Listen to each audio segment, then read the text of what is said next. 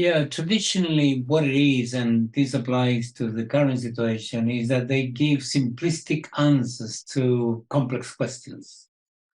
And the simplistic answers tend to play on prejudice of every imaginable kind. So, for example, whenever there is unemployment, then they seek to blame immigrants. And the solution is to expel them, not to get them in, not to allow them in, to persecute them, to harass them, and so on. The second one is when people are suffering poverty, they go for welfare state scrounges, as they call them in the media. And then there is a huge persecution. And normally, this is always has some racial connotations. The scrounges tend to be dark-skinned, and they tend to be from somewhere else, and so on. Then there is the question of when there is crime, huge levels of crime in some societies as a consequence of the crisis that they create.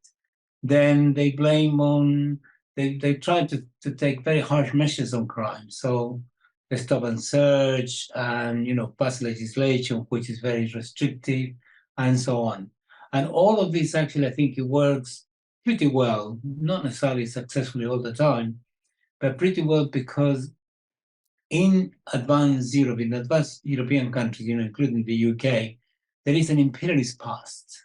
And the people here who are supposed to be the ones that are to be protected by these harsh measures, by these simplistic answers, then they feel that they are being protected by thinking or made them to be made to think that they are superior. And as a result of that, this is the way it works. And when it comes to, it's been the case here, things such as sexual diversity and so on, then they play on fears, which are usually conservative, it's got to do with religious connotations and so on. And this is certainly the case, not only here, but certainly in the United States, where religion and religious prejudices and prejudices in general play a much more significant role. So that's why I think no matter where and whenever there is a crisis, this will resonate with ordinary people.